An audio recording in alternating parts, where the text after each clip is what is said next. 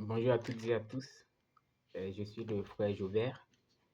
Il y a de cela quelques mois, j'ai eu à poster une vidéo et c'était pour juste partager un peu la parole de Dieu avec vous.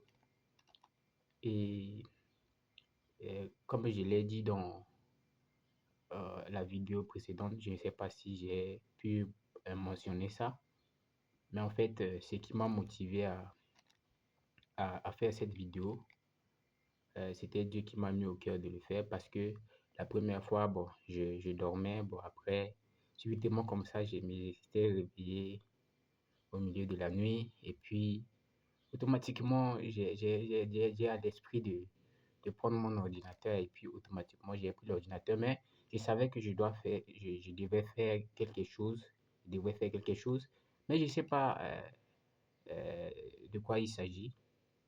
Et automatiquement, j'ai ouvert mon ordinateur et puis automatiquement, voilà, la chose que je voulais faire là, automatiquement, ça commence à venir. C'était comme ça, j'ai commencé à faire une vidéo et puis essayer d'arranger cette vidéo et puis voilà.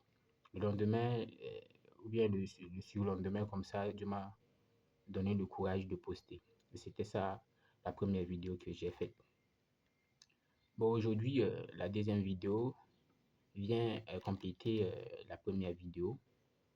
Mais en fait, euh, ce que j'aimerais vous dire aujourd'hui, c'est que vraiment, c'est toujours dans euh, le même sens de la première vidéo, c'est-à-dire euh, vous encourager vraiment à prendre votre vie au sérieux et à vous donner à Dieu. Et dans la première vidéo, j'avais beaucoup plus mis l'accent sur la nouvelle naissance.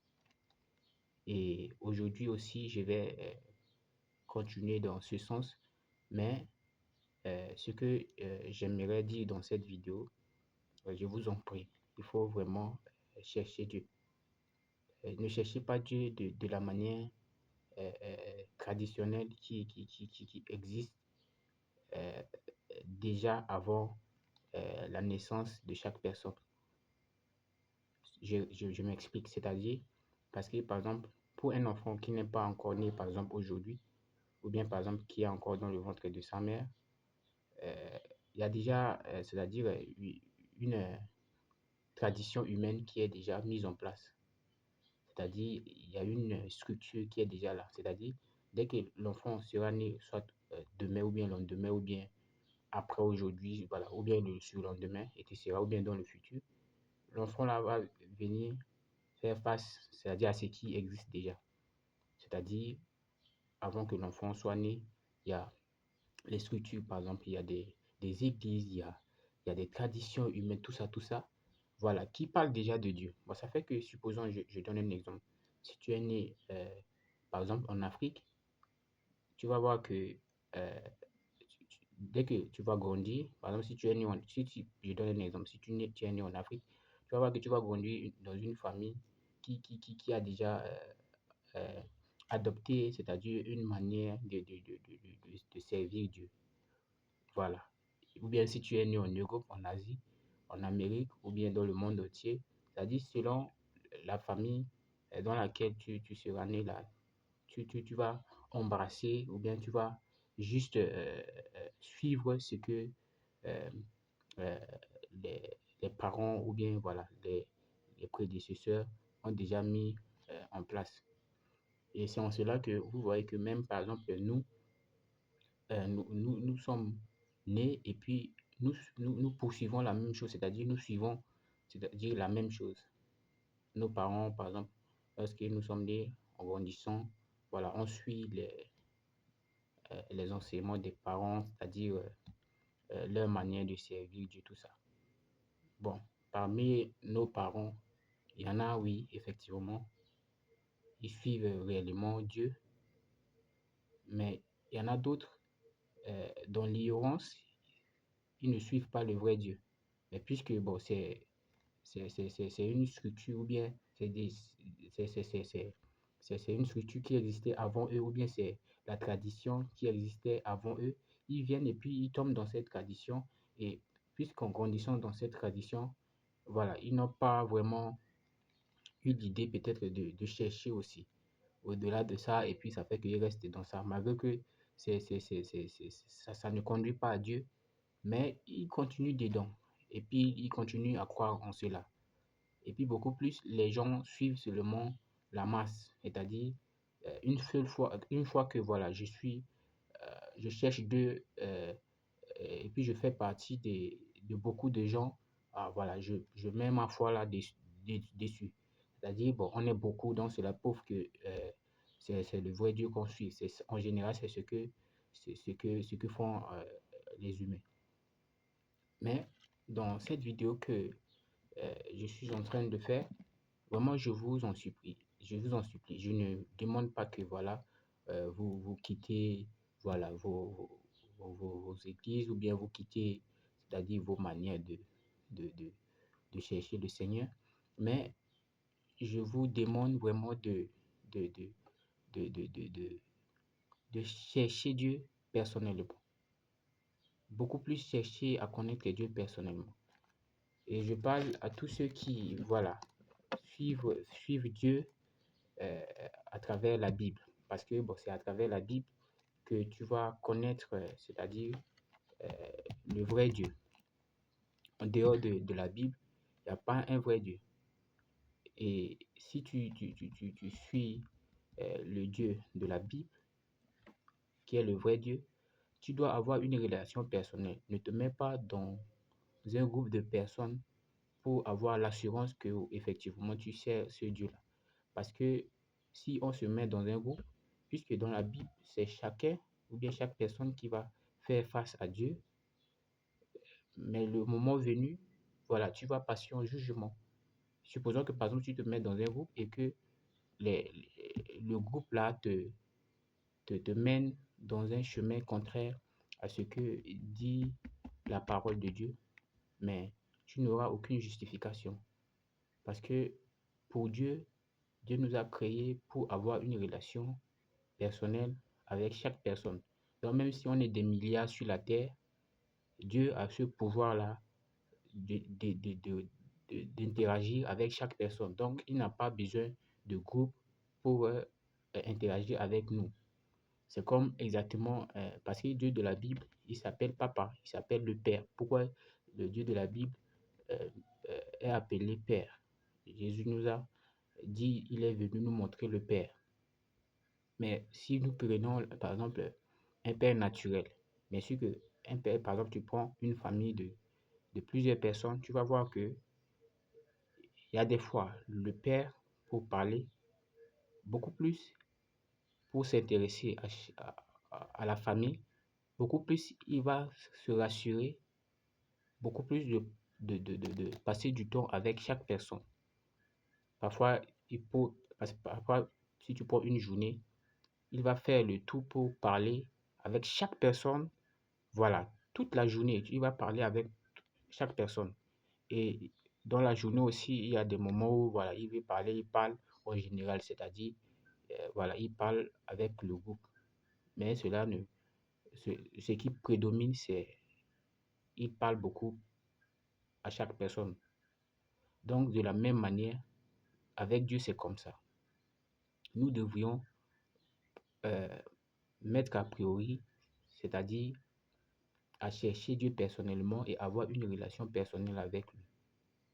Parce que de la même manière, euh, au début, avant le péché, il a une relation avec Adam. Adam était unique et puis avec Dieu, voilà, il y a une communication directe. Dieu n'a pas besoin de passer par une autre chose pour atteindre Adam. Il parle directement à Adam. Il fait tout avec Adam. Et lorsque Ève était venue aussi à côté d'Adam, vous voyez que Dieu, voilà, il y a cette relation-là, oui. Il ne met pas les gens dans le groupe. Il parle directement. Et c'est de ça que j'aimerais vous parler.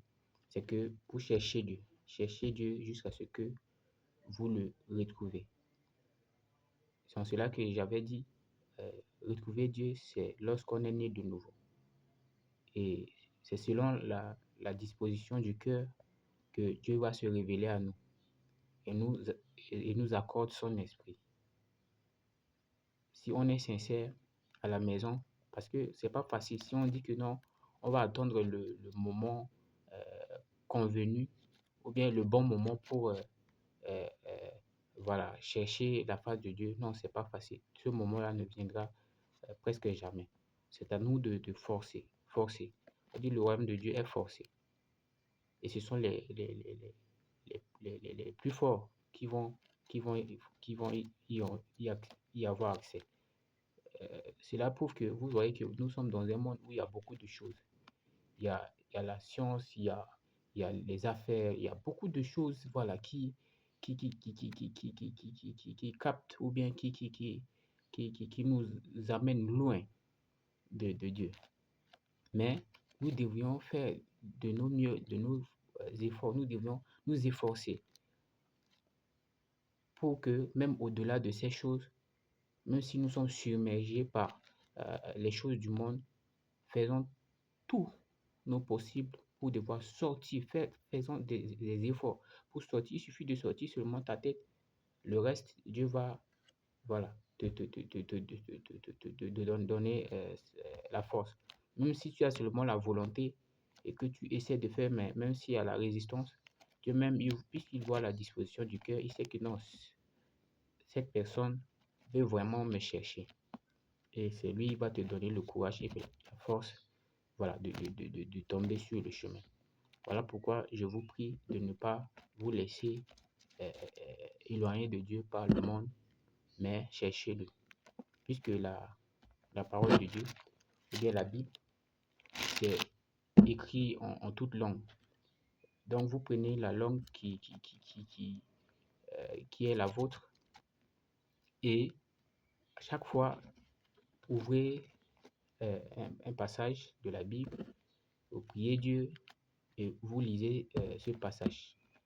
Lisez-le avec une bonne intention. Vous la lisez à chaque fois, même si ça ne vous parle pas, mais lisez ça. Lisez la Bible. Lisez à chaque fois. Et vous allez voir que votre désir ou bien votre amour ou bien le zèle va de jour en jour agrandir, va de jour en jour grandir. Et vous allez voir que c'est en cela que Dieu va au final se révéler à vous. Et vous allez voir que vraiment votre vie, voilà, va changer. Et vous allez voir vraiment, vous allez porter du bon fruit. Donc cherchez Dieu. Ne cherchez pas Dieu, c'est-à-dire comme la tradition euh, euh, euh, veut, mais cherchez Dieu personnellement. Vous-même créez, c'est-à-dire l'atmosphère. En dehors de la tradition, créez votre propre atmosphère. Même si vous allez, par exemple, vous fréquentez, par exemple, l'assemblée, vous y allez, mais vous revenez à la maison, cherchez vous-même personnellement Dieu. Ne vous limitez pas à ce qu'on vous dise là-bas. Parce que le but de Dieu n'est pas que voilà, nous soyons submergés par des vocabulaires, des philosophies, tout ça. Parce que parfois, voilà, certains gens qui ne connaissent pas Dieu personnellement, mais ils peuvent aussi créer des lieux d'assemblée et puis voilà, vous y participez et puis ensuite, voilà, ils vont utiliser seulement les vocabulaires, ils vont utiliser les philosophies, tout ça, ben, l'homme, ça dit naturellement, l'être humain aime beaucoup plus écouter ce qui lui sonne bien à l'oreille là. Vous allez écouter des vocabulaires vraiment extraordinaires, voilà, des philosophies et puis des expressions que peut-être vous n'avez jamais écoutées dans vos vies. Vous allez noter et puis bon, c'est ça qui va vous attirer là-bas à chaque fois, vous revenez, à chaque fois vous revenez. Et puis pensant que non, ouais, telle personne-là, il prêche bien, telle personne-là, il enseigne bien. Mais au final, votre vie, il n'y a rien de changé. Il n'y aura pas de changement. Parce que ce qui amène le changement dans la vie de l'homme, ce n'est pas les écrits, mais c'est plutôt